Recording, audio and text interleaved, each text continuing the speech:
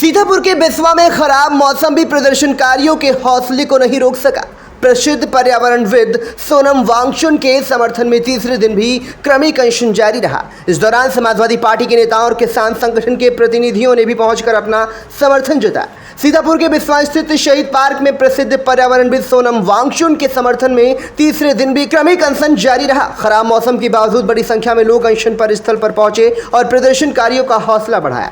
यही क्रमिक अनशन नई दिल्ली के जंतर मंतर पर सोनम वांगचुक द्वारा पेपर लीक मामले में केंद्रीय शिक्षा मंत्री धर्मेंद्र प्रधान के इस्तीफे की मांग को लेकर किए जा रहे भूख हड़ताल के समर्थन में आयोजित किया जा रहा है। अनशन स्थल पर समाजवादी पार्टी के राष्ट्रीय प्रवक्ता दिग्विजय सिंह देव, जिलाध्यक्ष शमीम कौसर सिद्दीकी व लोहिया वाहिनी के जिलाध्यक्ष मिराज अहमद और भारतीय यूनियन किसान यूनियन टिकैत गुट के नेता शुभम रस्तोगी पहुंचे। सभी नेताओं ने अनशन पर बैठे अधिवक्ताओं का समर्थन करते हुए उनकी मांगों को जायज बताया। इस दौरान सपा के राष्ट्रीय प्रवक्ता दिग्विजय सिंह देव ने केंद्र सरकार पर छात्रों और युवाओं की आवाज दबाने का आरोप लगाया।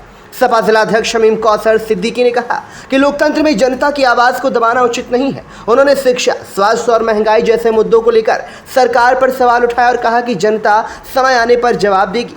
वहीं किसान नेता शुभम रस्तोगी ने भी शिक्षा मंत्री से नैतिक जिम्मेदारी लेते हुए इस्तीफा देने और छात्रों के सवालों का जवाब देने की मांग की। कार्यक्रम में अश्विनी कुमार त्रिपाठी, इंद्रपाल वर्मा, क्षितिज मिश्रा, अनुग्रह गुप्ता, अनवर हबीब, अतीक घोषी सहित कई लोगों ने भाग लेकर अपना समर्थन व्यक्त किया। खराब मौसम के बावजूद लगातार तीसरे दिन जारी ये क्रमिक अनशन स्थानीय स्तर पर चर्चा का विषय बना हुआ है। बिस्वा में सोनम वांगचुक के समर्थन में जारी क्रमिक अनशन तीसरे दिन भी जारी रहा। प्रदर्शनकारियों ने अपनी मांगों को दोहराते हुए कहा कि जब तक छात्रों के मुद्दों पर जवाबदेही तय नहीं होगी तब तक उनका प्रदर्शन जारी रहेगा।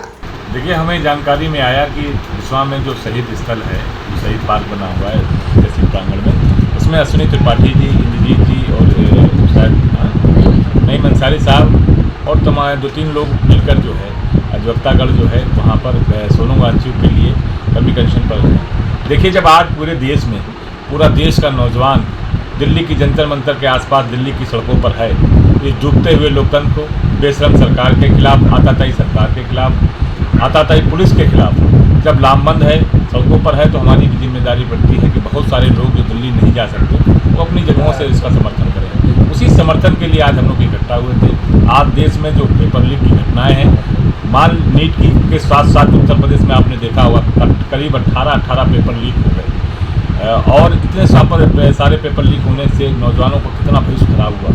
बहुत सारे पेपर जो टीजीटी और टीटी के तमाम पेपर थे, जो नौजवान अपने शहर से निकलकर, अपने गांव से निकलकर 3 जिले 4 जिले बाद जाकर देता है, वहां पर जाता, उसके पास रहने की व्यवस्था नहीं होती, बस स्टैंड पे रहता है, रेलवे स्टेशन पे सोता है अपने माँ बाप के साथ, उस सुबह पेपर देने जाता है तो पता लगता है कि पेपर लीक हो जाता है। ये पेपर लीक सरकार ना छात्रों का ध्यान देती है, ना किसानों का ध्यान देती है, ना नौजवानों का ध्यान देती है।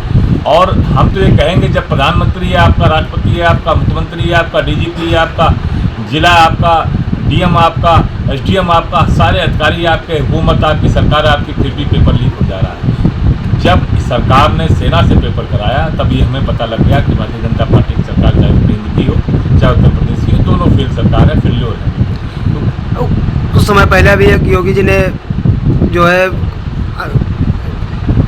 लागू किया था कि पेपर लीक वालों पर कड़ी कार्रवाई भी होगी, उसको लेकर के क्या कहेंगे आप? योगी जी जिस दिन से सरकार बनी उस दिन के बाद जितने भी पेपर लीक हुए, करीब 18 से 19 ज़्यादा पेपर लीक हो चुके हैं।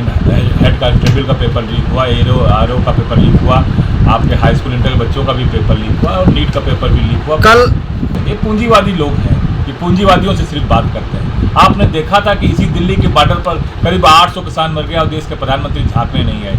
वो दिल्ली से उठकर बम्बई चले जाते हैं अब उनकी अंबानी के बेटे के उसमें बर्थडे में, लेकिन करीब 20 किलोमीटर भी दूर जो किसान बैठे हुए थे उनसे कभी मिलने नहीं आए। इतने दिनों से सोनम वांगचुक जो कहते हैं कि जितनी डिग्रियां नहीं होंगी उनके प्रधानमंत्री जी के पास, उससे ज़्यादा अवार्ड हैं सोनम वांगचुक के पास। पूरी दुनिया में उन्होंने नाम कमाया है। वो व्यक्ति जब लेटा हुआ है तो आप सोचिए, कम से कम एक प्रतिनिधिमंडल भेज देते, कुछ मांग क्या है क्या ये सुन लेते। जिस तरह से उन्होंने पर्दा डाल के उठाया है उनको, उससे जिस तरह से उनके साथ जाति की गई, आपको क्या लगता है कि देश में लोकतंत्र बाकी रह गया? ये सरकार इसमें माहिर है। किसान आंदोलन करें उन पर लाठी चला दो, किसानों पर ट्रैक्टर चला दो, नौजवान आंदोलन करें उन पर लाठी चला दो, नौजवानों का हक खा लो, पिछड़ों का हक खा लो, दलितों का हक खा लो, उनके 8,000 की नौकरियां खा लो और उनका वजीफे खा लो, 0 फीस पर एडमिशन खा लो। नौजवानों के खिलाफ है ये सरकार, छात्रों के खिलाफ है ये सरकार, किसानों के खिलाफ है सरकार। ये सरकार सिर्फ पूंजीवादियों को फायदा पहुंचाना चाहती है। आपको अगर याद हो, देश में सबसे पहले जब भारतीय जनता पार्टी ने जो बिल पेश किया था वो भूमि अधिग्रहण का बिल था। इससे पता लग जाता है कि उनका जो मुख्य उद्देश्य है वो पूंजीपतियों को फायदा पहुंचाना का है, ना कि देश के छात्रों, नौजवानों, किसानों, शोषित, वंचित, दलित समाज के लोगों को फायदा पहुंचाने का है। 2027 को लेकर के आपकी क्या तैयारी? देखिए, 2027 की तैयारी जनता कर रही है, नौजवान कर रहे हैं, किसान कर रहे हैं। खाद के लिए मार मची हुई है, किसान परेशान है, लोग लाइन में लगे हुए हैं। रजिस्ट्रेशन यहाँ कराते हैं, नंबर वहाँ आता है, वहाँ जाते हैं, नंबर वहाँ जाता है, और ब्लैक में खाद ले रहे हैं। सोचिए किसान किस तरह से परेशान है। इससे पहले भी परेशान हुआ था। जब लगातार परेशानी आ रही है, उसके बावजूद भी किसानों को खाद नहीं मिल पा रही, तो सरकार से क्या उम्मीद करें। बिजली का हाल आपने देखा, ये भारतीय जनता पार्टी सरकार जिसने भगवान के नाम पर वोट मांगे थे, भगवान का सहारा लेकर सरकार बनाई थी, उन्हीं का चढ़ावा खा लिया, उन्हीं का पैसा खा लिया, उन्हीं भगवान श्री राम के नाम पर देश को लूटने का काम किया। 22 जनवरी 2024 में इन्होंने जब अधूरी स्थापना की, अधूरी प्राण प्रतिष्ठा की, तो देश के तमाम संतों ने इसका विरोध किया था। इस बात को लेकर भगवान श्री राम नाराज हो गए, और आपको याद होगा उसी 2024 में ही अयोध्या सीट से भारतीय जनता पार्टी का कैंडिडेट हारा और समाजवादी पार्टी के अवधेश प्रसाद जी जीते। ये अब जो जीत है 2027 में आएगी। यही भगवान श्री राम इस भारतीय जनता पार्टी का राम नाम सत्य कर देगा।